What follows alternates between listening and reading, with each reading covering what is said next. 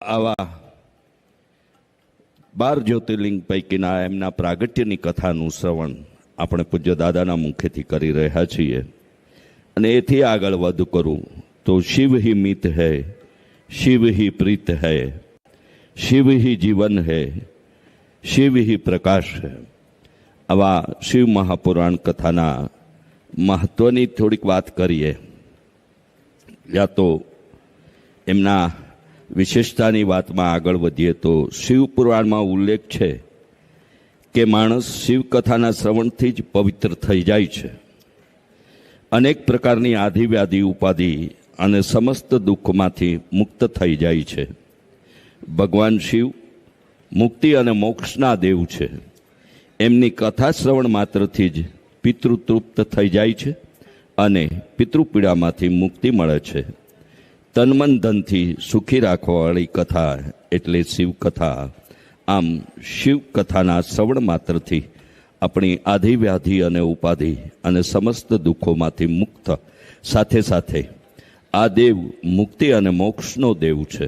આપણને સૌને મુક્તિ પણ જોઈએ છે અને મોક્ષ પણ જોઈએ છે, કારણ કે આપણે સૌ જાણીએ છીએ કે 84 લાખ યોનિમાંથી પસાર થયા બાદ આપણને માનવ દેહ મળતો હોય છે અને માનવ દેહ મળ્યા પછી આપણે આપણી મરજી મુજબ જીવતા હોઈએ છીએ, પણ આપણને શાસ્ત્ર એવું માર્ગદર્શન આપે છે કે આપણે કઈ રીતે જીવવું જોઈએ। અને એવું પણ કહેવાય છે ને કે કેવું જીવા, કેટલું જીવા એ મહત્વનું નથી, કેવું જીવા એ મહત્વનું છે। આમ આપણા જીવન યાત્રાની માર્ગદર્શિતાનું માર્ગદર્શન પણ આવા ધર્મગ્રંથોમાંથી આપણને મળતું રહે છે। અને આપણે બધા જ કહેતા હોય છે કે શિવ કા દાસ કભી ના ઉદાસ।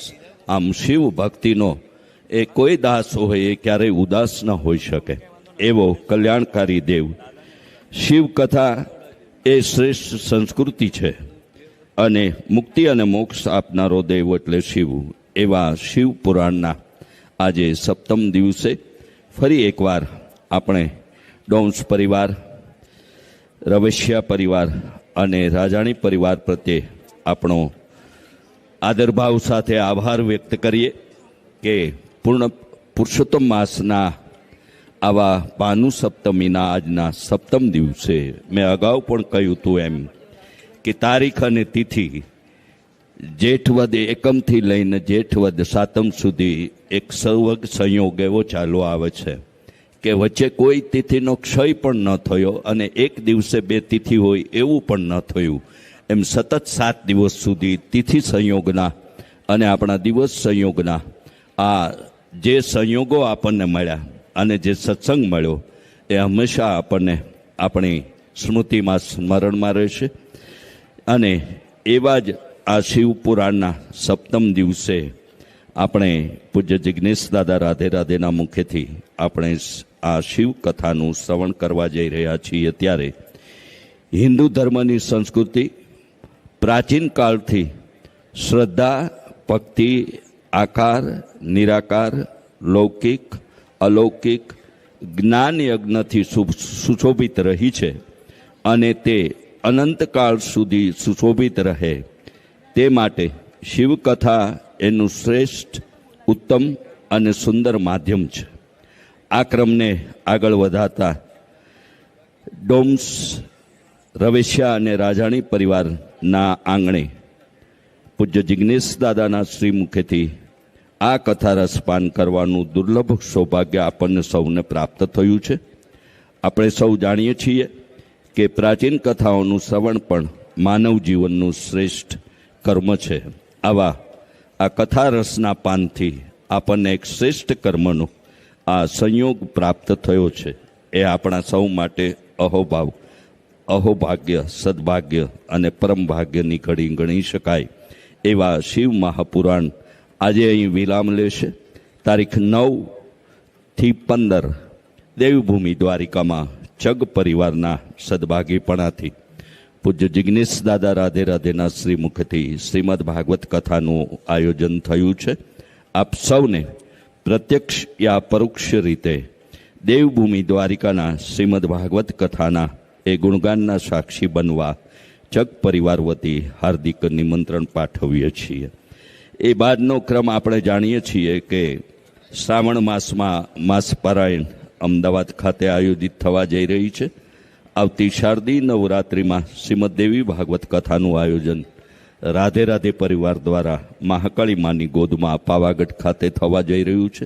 અને આવતા 2027નું રંગોત્સવનું આયોજન પણ હોળી ધૂળેટીના દિવસોનું રાધે રાધે પરિવાર દ્વારા શ્રીમદ ભાગવત કથાનું આયોજન દેવભૂમિ દ્વારિકા ખાતે થવા જઈ રહ્યું છે.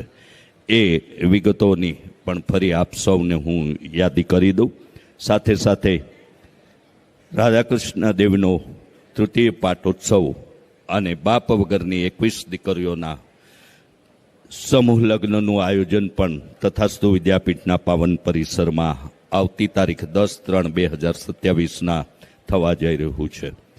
આપ સૌને એક વિનંતી કરીશ કે આપના મોબાઈલમાં 999 888 2612 ફરી એકવાર રિપીટ કરું છું. Mobile number 999 888 2612. આ મોબાઈલ નંબર આપના મોબાઈલમાં સેવ કરી એડ ગ્રુપ વિનંતી કરશો, જેથી તથાસ્તુ વિદ્યાપીઠ પ્રેમ મંદિર સ્થિત રાધાકૃષ્ણ દેવના નિત્ય શણગાર દર્શનની ઝાંખી પૂજ્ય દાદાના મુખેથી સ્ફુરેલો એક સુવિચાર તથાસ્તુ વિદ્યાપીઠ પરિવાર, રાધે રાધે પરિવાર અને Radhe Radhe education and charitable trust દ્વારા નિયોજિત થનારા અને નિયોજિત થતા ઉત્સવ મહોત્સવની માહિતીથી આપ આ વોટ્સએપ ગ્રુપમાં જોડાવાથી હંમેશા અપડેટ રહેશો. તો આપ સૌને એ વોટ્સએપ ગ્રુપમાં જોડાવાની પણ વિનંતી કરું છું.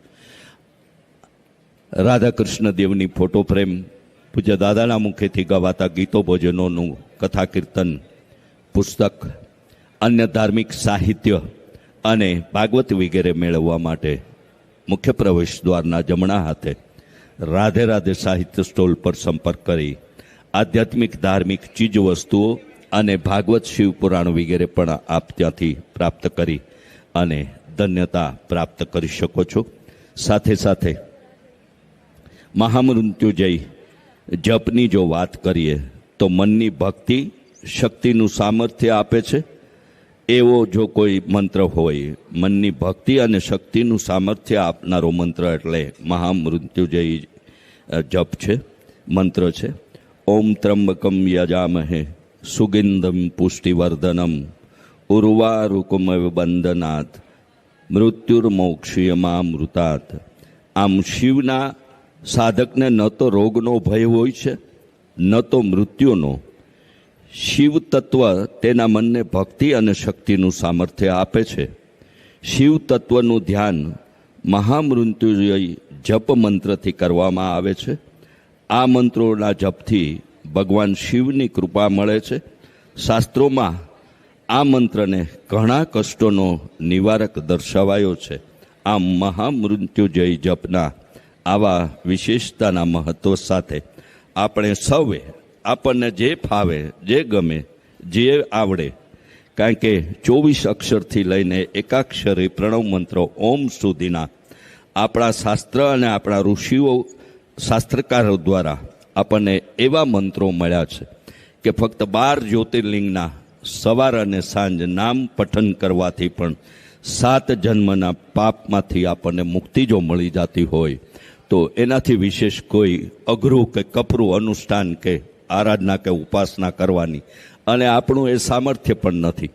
તો એવા કળીકાળમાં આવા મંત્ર જાપ, નામ સ્મરણ, નામ રટન, સત્સંગ અને આવા પુરાણો કે ધર્મગ્રંથોના જ્યાં જ્યાં પણ ગાન થતા રહે છે ત્યાં આપણી જાતને જોડી આપણી એ પાપ મુક્તિ, મોક્ષ મુક્તિ અને એ દેવની કૃપાના આપણે સૌ કૃપાપાત્ર બનીએ એવી આપણે સૌએ એવી જીવનચર્યા અને એવું આપણું જીવન એ તરફ દોરી જવું જોઈએ, પ્રેરવું જોઈએ એવી વિનંતી અને આપ સૌને એવી એક અનુરોધ સાથે આપ સૌને એ પણ જાણકારી આપી દઉં કે ધોરણ 11-12 વિજ્ઞાન પ્રવાહમાં ગરીબ ઘરના કોઈ પણ સમાજના બાળકોને તથાસ્તુ વિદ્યાપીઠમાં આપણે ધોરણ 11-12 વિજ્ઞાન પ્રવાહનો એ અભ્યાસ તદ્દન નિઃશુલ્કપણે આપણે આપવા જઈ રહ્યા છીએ, આપવાના છીએ. એ અંગે Radhe Radhe education and charitable trust દ્વારા તથાસ્તુ વિદ્યાપીઠના 40 વીઘા જેવા પાવન પરિસરમાં તથાસ્તુ વિદ્યાપીઠ નામે એક શૈક્ષણિક સંકુલ નિર્માણાધીન થઈ રહ્યું છે.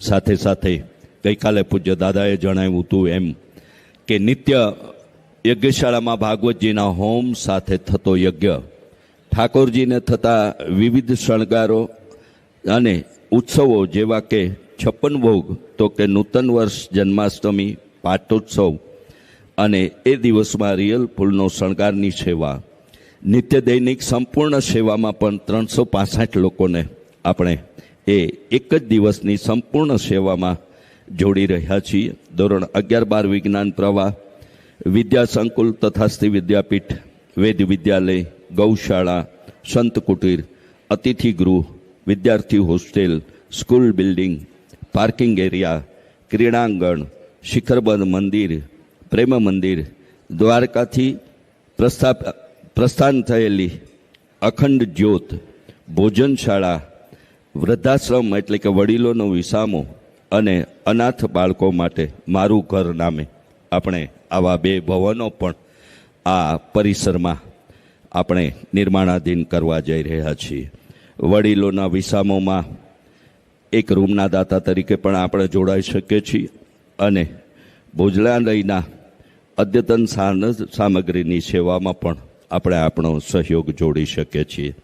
નિત્ય ભગવાનનો યજ્ઞ, ધ્વજારોહણ, નૂતન વર્ષ અને પાટોત્સવ, અન્નકૂટ, ઉત્તરાયણ, ગૌપૂજન, ધૂળેટી, રંગોત્સવ, રામનવમી, જન્માષ્ટમી, શરદ પૂર્ણિમા, નૃત્ય શણગાર, સત્સંગ સભા, બ્રહ્મભોજન, ઠાકોરજીનો થાળ, વેદ અધ્યયન, આવા અનેક આપણા ભગવાનને રાજી કરવાના અને નિત્ય